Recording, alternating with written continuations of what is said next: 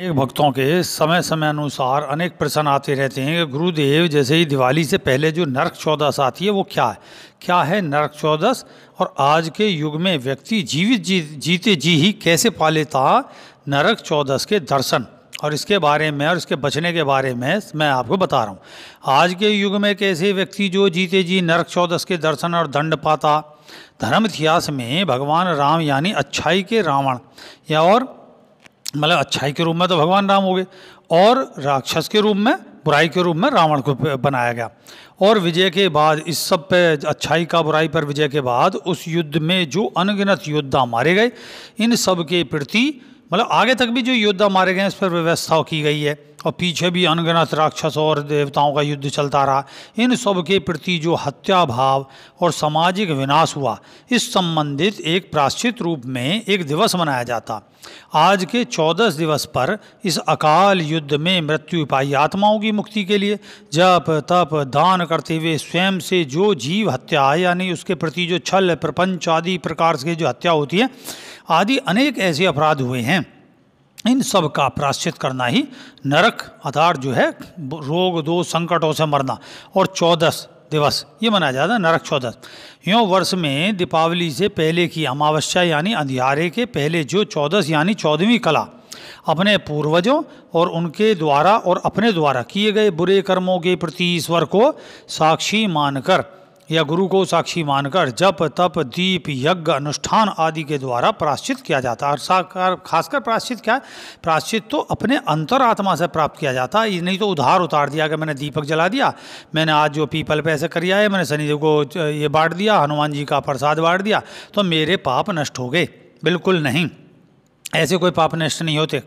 दिल से प्रायश्चित करो कि मैंने जो किया है वो वाकई में किया है और मुझे अब ऐसा नहीं करना चाहिए। तो पहले ज़माने में प्रत्येक व्यक्ति अपने अच्छे बुरे कर्मों का फल, एक स्वर्ग होगा एक नरक होगा, ये बाद में पुराणों के माध्यम से लोगों को समझाने के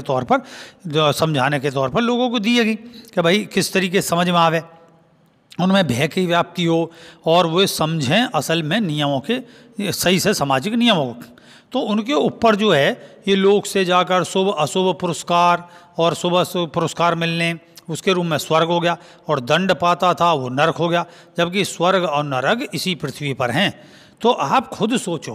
कि मान लो जैसे कोई व्यक्ति मरा, वैसे इस विषय पे मैं अलग ही बोलूँगा कि कोई व्यक्ति मरा तो यह बताओ कि वो किस कर्म से मरा, तो वो मरा अपने कर्मों से। और जो व्यक्ति अपने कर्मों से मरा तो उसकी निश्चित है, अगर हमने ही सोचेंगे ईश्वर ने सब कुछ निश्चित कर दिया है और कर्म सिद्धांत तो निश्चित है ही, तो जब व्यक्ति मर के मतलब उसकी आत्मा बाहर निकली तो वो तो तुरंत की तुरंत ही जहाँ भी उसका कर्म निश्चित है उस गर्भ में चली जाएगी। बिल्कुल भी आपका ये गणित कि 13 दिन का अनुष्ठान, शमशान में जा रहे हैं, हाथ पैरों को बांधो कहीं आत्मा वापस ना घुसाए, ये बेवकूफ़ी की बातें हैं। अगर आप गहराई से सोचोगे तो सोच के देखो, जब एक फैक्स मशीन में ओरिजिनल जो आत्मा का पक्ष हो गया, जो आपका ओरिजिनल कागज़ है वो तो जो है उसका फैक्स तो तुरंत ही वो कहीं से कहीं चला जाता। तो खुद सोचो कि जो व्यक्ति मृत्यु के बाद शरीर से निकल गया तो वो यमराज के आने का वो सोचेगा, या अगर यमराज वगैरह आ गए तो पलक झपकते ही उसे ले जाएंगे। खासकर मैं तो यहाँ तक भी हंसता हूँ कि भाई यमराज महाराज भी हैं या कोई भी व्यवस्था है तो वो मतलब भैंसे पे आएंगे जो बहुत धीमे धीमे चलता है, उन्हें चाहिए घोड़ा, और जो पलक झपकते ही कहीं से कहीं पहुंच जाए, उन्हें किसी भी वाहन के मतलब जो है ये भैंसे घोड़े हाथी इनकी कोई आवश्यकता नहीं पड़नी उन्हें। वो तो पलक झपकते ही जहाँ से चाहा उस जीव को लेकर और तुरंत उस वहाँ भी कंप्यूटर में फिक्स होगा, वो तुरंत उसके अनुसार ही जिस भी गर्भ में जाना है वहाँ तुरंत चला जाएगा, बीच में कोई नहीं रहना। तो आप अगर इस विज्ञान को ठीक से समझेंगे तो समझ में आ जाएगा कि वो अगर आत्मा में बल होता वापस घुसने की तो वो वापस पहले निकलता ही क्यों और फिर वापस आ जाता। इस विषय में मैं थोड़ा सा और आगे बताऊंगा। और ना ही वो शमशान को जाएगा, शमशान जो जा सकता है अपनी मतलब शरीर को छोड़ के आपके संग, वो शमशान से वापस नहीं आ सकता। तो शमशान में रहेगा कौन? कोई भी नहीं। तो वापस लौट कर फिर अपने शरीर में घुस जाएगा। इतनी इस व्यवस्था कहाँ किस पे समय रखा है प्रकृति में कि पूरी एक यमराज आएंगे, उनके दूत आएंगे, मतलब समझो कि करोड़ों आदमी मर रहा तो करोड़ों ही तो दूत होंगे जो उन्हें ले जाते छोड़ते और फिर वापस किसी और गर्भ में फिर ये सब दंड देने की। तो पता चली कि जितनी धरती पर अरबों संख्या उतनी अरबों के दूत हो गए। तो एक और खामोखा की दुनिया खड़ी होगी। तो ये सब प्रपंच हैं समझाने के तौर पर, लेकिन जो है जब प्रपंच होता है वो जो है ज्ञान आने पर अपने आप अंधियारे की तरह, जैसा अंधियारा अवतार सूरज उगे तो नष्ट हो जाता उसकी उजाले से, ऐसे ही ये समझें कि ये अमावस जो आती है इसमें जब अब ज्ञान रूपी दीपक जलाओगे, ज्ञान रूपी यज्ञ करोगे, चर्चाएं करोगे, सत्संग करोगे, उससे ये बेकार का अज्ञान नष्ट होगा और आप सही मायने पे ज्ञान का विकास होगा। तो मैं यहाँ बता दूं 14 प्रकार के दंड क्या हैं। नंबर 1,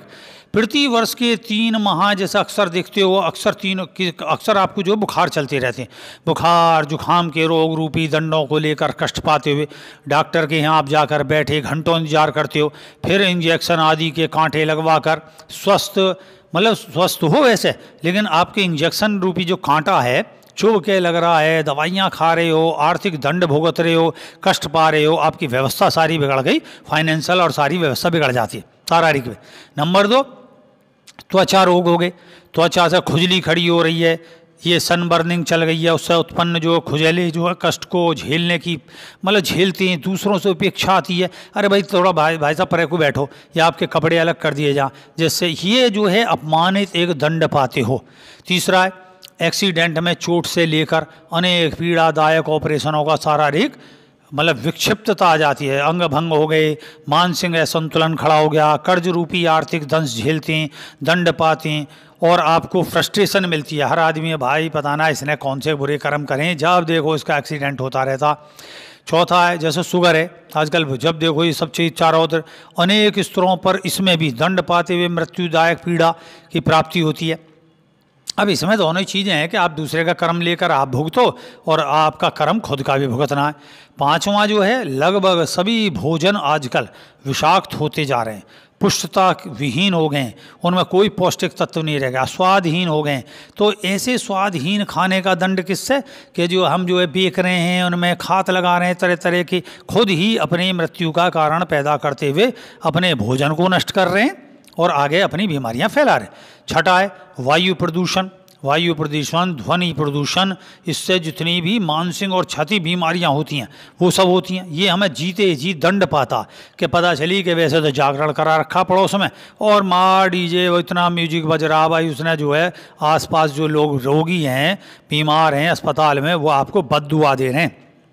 क्या सोचेगा नाश हो, अरे बे देवी या हे देवता इसे समझा और इसकी अकल पे जो है थोड़ा सा ज्ञान बांट कि जिससे ये ना करे। तो कीर्तन करिए आप सहजता से बैठ के, और वायु में जो है प्रदूषण अनावश्यक धुआं उड़ाते फिर रहे हैं शहर में, आवश्यक सा से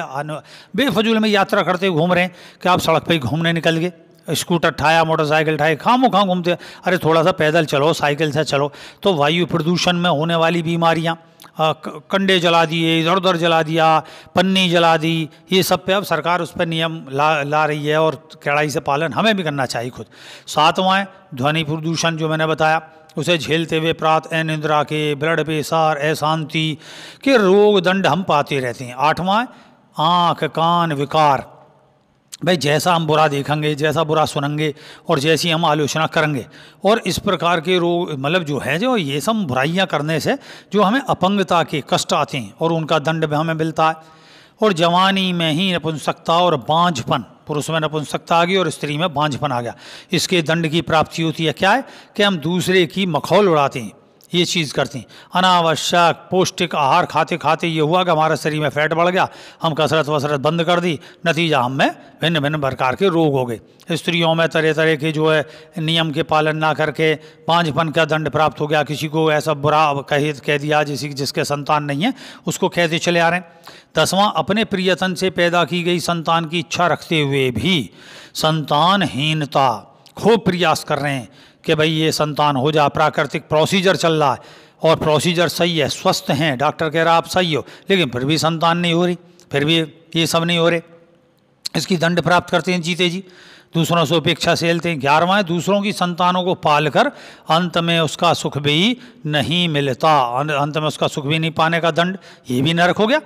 12वां है पूरे जीवन संघर्ष करके धन वैभव इकट्ठा करके अंत में बुढ़ापे में वही सब का सब अंत में घोर अपमान के साथ अपनी ही संतान, अपने ही किसी परिचित के माध्यम से उसके द्वारा आपका ठगा जाना और निसहाय होकर आप एकांत में सड़कें मर गए, बड़े बड़े फ्लैटों में न्यूज़ आती रहती हैं कि बड़े फ्लैटों में उसका लड़का अमेरिका गया, बाहर था, फिर इतने आया तो वहाँ सड़ गल गए, और पता चली कि उनमें वृद्ध आश्रमों में जाके रहना पड़ रहा, पागल होके घूम रहे हैं। ये सब ढेर सारे दोष हैं, क्या गिनाएंगे, 14 कहाँ है, 1400 हो जाएंगे एक तरीके से। फिर भी तेरे जो है वो प्रेम है, प्रेम भी है लेकिन विवाह नहीं हो रहा, और विवाह है तो प्रेम का सुख नहीं मिल रहा, विवाह और प्रेम दोनों है तो संतान का सुख नहीं मिल रहा, और ऐ समय विवाह होना, पीड़ा खिंचती जानी, आप सुंदर हैं, पर्सनालिटी है, पैसा, लेकिन नहीं मिल रहा आपको हिसाब का योग, वर वधू का नहीं मिल रहा, रोज मुकदमे खड़े हैं, तो संबंध विच्छेद के दंड प्राप्त हो रहे हैं। 14वां अंत में सब प्रकार के कारणों के कारण दंड की प्राप्ति के उपरांत भी वेंटिलेटर में पड़े, अस्पताल में पड़े, मृत्यु का इंतजार कर रहे हैं, निरही अवस्था में इंतजार करते हुए जब जाके बड़े कष्टों से मृत्यु प्राप्त हुई। तो ये हुए 14 मोटे तौर पर। अब नरस 14 का जो सहज उपाय वो क्या है, 87 में जो मेरा दोहा है वो मैं इस प्रकार कहता हूँ, ये कभी ना छोड़ो कमी इन, ये कभी ना छोड़ो कमी इन, जन सेवा तप धर्म दान, ये ही बचाएं 14 नरक दंड, ये 4 उत्तम कर्म मोक्ष कल्याण, नित जप गुरु मंत्र का, कर रे ही क्रिया योग, 7 चक्र 7 लोक मिले, 14 नरक मिटे कट भोग। तो मतलब कहने का मतलब गुरु कहता है, हे शिष्य तू सदा इस मिले सुंदर जीवन में जितना भी सांस आज है कल नहीं है, कहाँ चली जाएगी, जितना अच्छा से अच्छा कर सके, भले से भला कर सके, जितना अपना दायित्व ऐसा उसके साथ पूरा कर दो, चिढ़ के नहीं, अरे कहाँ से मेरी जान को मुसीबत आ गई है, सब ऐसा हो गया वैसा हो गया। अधिक से अधिक बिना कहे समाज के असहाय लोगों को कभी दवाई खरीद कर बांट दो, अपने परिवार की अधिक से अधिक बुरे समय में सेवा सहायता करो, सड़क पर कोई घायल मिले उसकी सहायता करो, सप्ताह में गौशाला आदि में जाकर जानवरों को चारा दिया करो, चींटियों को भोजन दो, पक्षियों को जो अपनी छत पर दाना पानी रखो, भिखारियों को जो बने बिना दुत्कारे दान करो, किसी कन्या के विवाह में सहायता करो, और किसी गरीब विद्यार्थी को उसकी शिक्षा में फीस भरकर सहायता करो। वृक्ष लगाओ, अगर वृक्ष है तो उसमें पानी लगाओ, जैसे ये सब वृक्षों पर जल चढ़ाने, ये पीपल पे ही जल चढ़ाने से लाभ मिलेगा, पीपल पे कोई देवता ना रहता, लेकिन जो है ये सब ये बढ़ाएगा कि वृक्षों को बढ़ाओ, वही ऑक्सीजन बढ़ाएंगे, ऑक्सीजन बढ़ेगी तो तुम्हारी पृथ्वी पर भी मतलब तुम्हारे लिए ऑक्सीजन का काम करेगा और तुम जीवन की शक्ति प्राप्त करोगे। सफाई रखो अपने आसपास, ये नहीं कि अपने घर में तो सफाई कर ली, बाहर कूड़ा दूसरे घेर पर घेर दिया, ये सबसे दोष लगता है।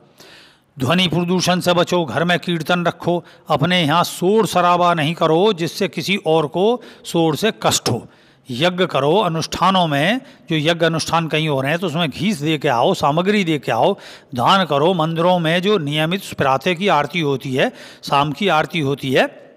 उसमें सम्मिलित हो, इकट्ठे होकर जाओ, ये नहीं कि मुसीबत में ही जाओगे, मुसीबत में फिर कोई सुनाएगा। अब क्या होता है जब चिड़िया चुग गई खेत, फिर कोई देवता नहीं सुनेगा तुम्हारी बात को। तो मंदिरों में आरती होती है सवेरी शाम, उसमें जाया करो और उसमें खूब जोर से अपने उससे गाओ। ये नहीं कि पंडित जी क्यों, तुमने देखे होंगे जितने अक्सर जो है कर्मकांडी ब्राह्मण हैं उनके घर में क्या है, उनके घर में ये दोष हो गए, रोग सब मर गए, ये हो गया, क्योंकि लूट मार मचा रखी है चारों तरफ। सब पे जजमान के गए तो सब पे निगाह रखेंगे, क्या क्या ले सकें, बाल्टी चिमटे सब,